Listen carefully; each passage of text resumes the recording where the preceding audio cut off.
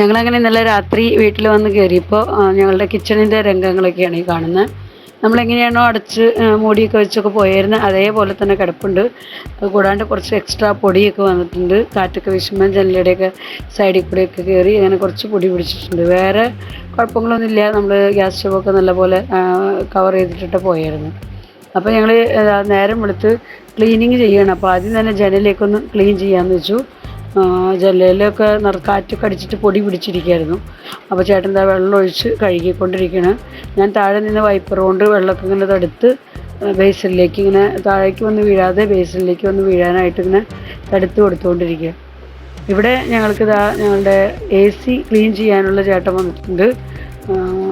AC clean ചെയ്യാതെ ഞങ്ങൾക്ക് അധികം കൂളിംഗ് കിട്ടുന്നുണ്ടായിരുന്നില്ല. ഞങ്ങൾ നാട്ടിൽ പോയി വന്ന് 1 മാസം കൊണ്ടൊക്കെ അതിനകത്ത് നല്ലപോലെ പൊടി പിടിച്ചു. അപ്പോൾ അവർ വന്ന് അവരുടെ ജോലി ചെയ്തുകൊണ്ടിരിക്കുകയാണ്. AC ക്ലീനായി കിട്ടിയാൽ തന്നെ നമ്മുടെ ചൂട് പകുതി കുറയുമല്ലോ. നമുക്ക് പിന്നെ AC-യിലൊക്കെ ഇരിക്കാമല്ലോ ചൂട് തോന്നിയാൽ തന്നെ.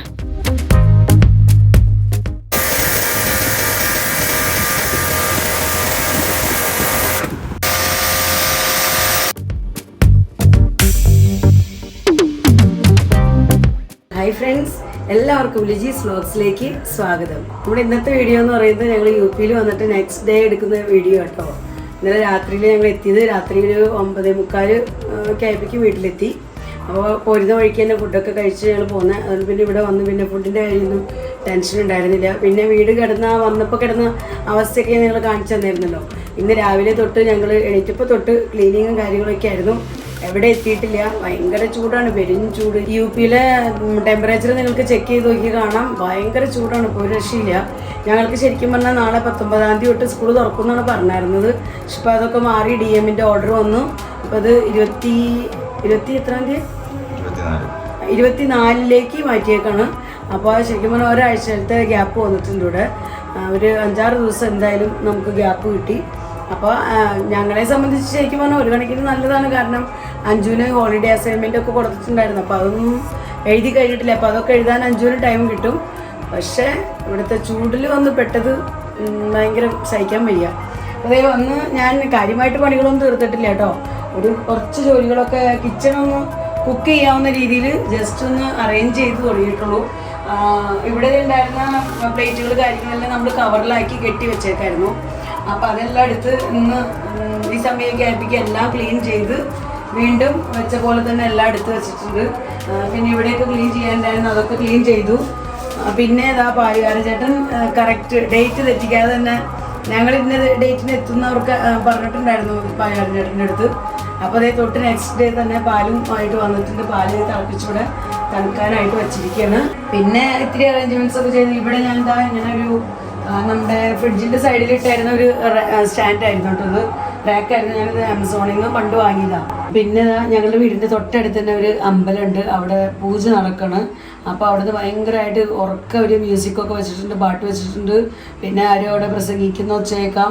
അപ്പോൾ അതൊക്കെ ഭയങ്കര ഡിസ്റ്റർബൻസ് ആവുന്നുണ്ട് ഇപ്പോൾ. പക്ഷേ വൈകുന്നേരം ടൈമിലുള്ളൂ കേട്ടോ, പകലൊന്നുമില്ല. ഇനിയിപ്പോൾ എത്ര ദിവസത്തേക്ക് അത് ഉണ്ടാവുമെന്ന് എനിക്കറിയില്ല. ഇതാണ് നമ്മുടെ സ്റ്റാൻഡ്. ഞാൻ ഈ സ്റ്റാൻഡിൽ ഇങ്ങനെയൊക്കെ സെറ്റ് ചെയ്ത് വെച്ചിട്ടുണ്ട്. ഇത് ഞാൻ ആമസോണിൽ നിന്ന് മുമ്പ് വാങ്ങിച്ച സ്റ്റാൻഡാണ്. ഫ്രിഡ്ജിൻ്റെ സൈഡിലിടാൻ വേണ്ടി വാങ്ങിച്ച സ്റ്റാൻഡ് കേട്ടോ. അപ്പോൾ അതിൻ്റെ ഹാഫ് എടുത്ത് ഞാൻ ഇവിടെ സെറ്റ് ചെയ്തു, ഹാഫ് ഞാൻ ഫ്രിഡ്ജിൻ്റെ സൈഡിൽ അവിടെ ഉണ്ടായിരുന്ന സാധനങ്ങളൊക്കെ വെച്ച് അവിടെ തന്നെ സെറ്റ് ചെയ്തു.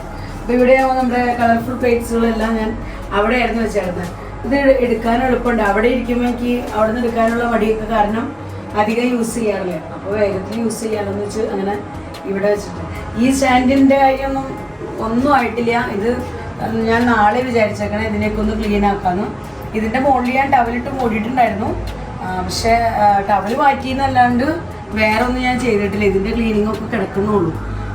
പിന്നെ ഇനിയിപ്പോൾ വൈകുന്നേരം ഇത്രയും ചൂട് കാരണം ചോറൊന്നും കഴിക്കാനൊന്നും അങ്ങനെ തോന്നില്ല.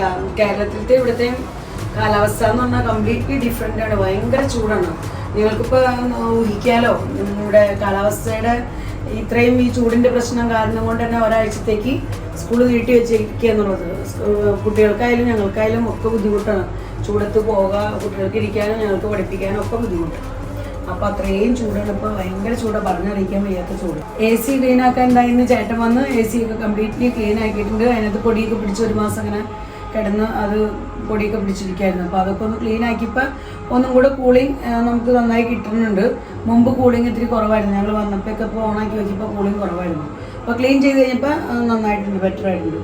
പിന്നെ ഇപ്പോൾ ഞാൻ എന്താ വൈകുന്നേരം കഞ്ഞി വയ്ക്കാമെന്ന് വിചാരിച്ചേക്കണം. അപ്പോൾ കഞ്ഞി വയ്ക്കാനായിട്ട് നമ്മുടെ പുഴുക്കലരി എന്താ പവിഴമരി അത് എടുത്തിട്ടുണ്ട്. അപ്പോൾ ഇത് ഞാൻ കഴുകി, ഞങ്ങൾ 3 പേരല്ലേ ഉള്ളൂ. അതിനെ ശരിക്കും മിസ് ചെയ്യട്ടെ, പോയപ്പോഴും വന്നപ്പോഴൊക്കെ ഫ്ലൈറ്റ് ജേണിയിലൊക്കെ അതിനെ കുറേ മിസ് ചെയ്തു.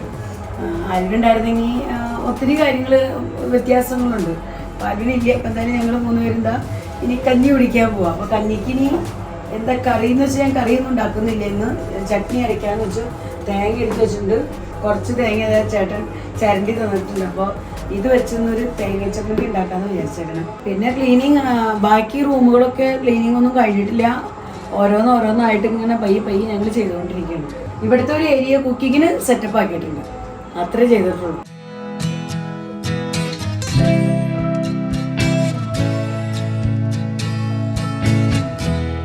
ജനലൊന്നും തുറന്നിടാൻ പറ്റാത്ത സ്ഥിതിയാണ്. കാരണം പുറത്തുനിന്ന് അത്രയും ഉറക്കിയ മ്യൂസിക്കും അവരുടെ പ്രസംഗമൊക്കെ ഇവിടേക്ക് വരുന്ന അവിടെ ജനലൊക്കെ അടച്ചിട്ടേക്കായിരുന്നു. ഭയങ്കര ചൂടാണ്, പക്ഷെ നമുക്ക് ജനലടച്ചിട്ടിട്ട് കിച്ചണിൽ നിൽക്കാൻ പറ്റില്ല. അപ്പോൾ അവിടെ ഞാൻ ജനലൊക്കെ തുറന്നിട്ടു. അപ്പോൾ ഇനി ഞാൻ കഞ്ഞി വെക്കാനാണ് ആദ്യം തന്നെ പോകും. കഞ്ഞിക്കുള്ള അരി ആദ്യം ക്ലീനാകും. അപ്പോൾ ഞാൻ ആദ്യം തന്നെ ചട്നി അരയ്ക്കാൻ തേങ്ങ കുറച്ചെടുത്തിട്ടുണ്ട്. അപ്പോൾ കുറച്ച് തേങ്ങ ചിരകിയ സമയത്ത് ഇങ്ങനെ കൊത്ത് പോലെ കിട്ടി. അപ്പോൾ അതിനെ ഞാൻ ചെറിയ കഷ്ണങ്ങളാക്കി അരിഞ്ഞ് അതിൽ നിന്ന് ആദ്യം ക്രഷ് ചെയ്തെടുക്കണം കേട്ടോ. അപ്പോൾ അത് ക്രഷ് ചെയ്തെടുത്തതിന് ശേഷം അതിലേക്ക് കുറച്ചും കൂടെ തേങ്ങ ഞാൻ ചേർത്ത് കൊടുക്കണം. തേങ്ങ ചട്നി ഉണ്ടാക്കുന്ന മാങ്ങ ചേർത്ത്, അപ്പോൾ ഇതാ കുറച്ച് തേങ്ങയും കൂടെ ചേർത്തതിന് ശേഷം ഇതാ മാങ്ങ ഞാൻ ഇവിടെ കട്ട് ചെയ്ത് വെച്ചിട്ടുണ്ട്. അപ്പോൾ അതിലേക്ക് ഇതാ ഒരു പച്ചമുളകൊക്കെ ഇട്ട് മാങ്ങയും പച്ചമുളകൊക്കെ ആയിട്ട് പിന്നെ ആവശ്യത്തിനുള്ള ഉപ്പൊക്കെ ചേർത്ത് ഉള്ള ഒരു ചട്നിയാണ് ഞാനിന്ന് ഉണ്ടാക്കുന്നത്. അപ്പോൾ കഞ്ഞിക്ക് നല്ല ടേസ്റ്റ് ആയിരിക്കും നമ്മുടെ മാങ്ങ ചട്നി.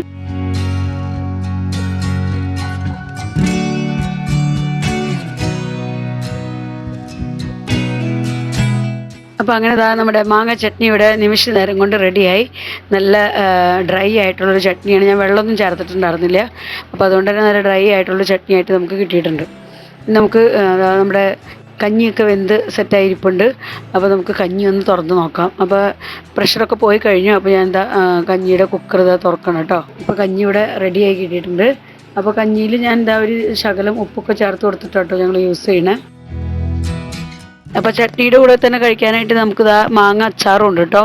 അപ്പോൾ അച്ചാർ വേണമെങ്കിൽ അച്ചാർ എടുക്കാം, അല്ലെങ്കിൽ ചട്നി എടുക്കാം. അപ്പോൾ രണ്ടും ഞാൻ റെഡി ആക്കിയിട്ടുണ്ട്. രാത്രി പിന്നെ ഞാൻ വീഡിയോ ഒന്നും എടുത്തില്ല കേട്ടോ. കഞ്ഞിയൂടിയൊക്കെ കഴിഞ്ഞ് അങ്ങനെ കിടന്നുറങ്ങിയാണ്.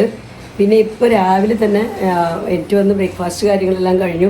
അതൊക്കെ കഴിഞ്ഞ് ലഞ്ച് പ്രിപ്പറേഷനിലേക്ക് കടന്നിരിക്കുകയാണ്. അപ്പോൾ ലഞ്ചിന് ഇന്ന് ഞാൻ പയറുകൊണ്ടുള്ള തോരൻ ഉണ്ടാക്കാം, ഉപ്പേരി ഉണ്ടാക്കാമെന്ന് വിചാരിച്ച് പയറോടെടുത്ത് കഴുകി വെള്ളത്തിലിട്ട് വെച്ചിരിക്കുകയാണ് കുറച്ച് നേരത്തിന്.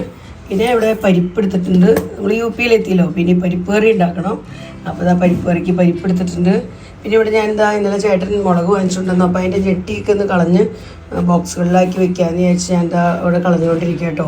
ഇനി നമുക്ക് പരിപ്പിലേക്ക് വേണ്ട ഇഞ്ചി വെളുത്തുള്ളി ഇതെല്ലാം ക്ലീൻ ചെയ്തെടുക്കണം.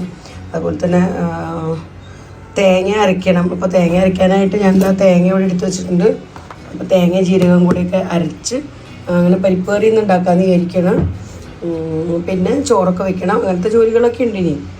നമ്മൾ പച്ചമുളക് മാർക്കറ്റിൽ നിന്ന് കൊണ്ടുവരുമ്പോൾ തന്നെ അതിൻ്റെ ഞെട്ടിയൊക്കെ കളഞ്ഞ് നല്ലപോലെ എടുത്ത് ഫ്രിഡ്ജിനകത്ത് സൂക്ഷിച്ച് വെച്ച് കഴിഞ്ഞാൽ നമുക്ക് ഒത്തിരി നാൾ യൂസ് ചെയ്യാം.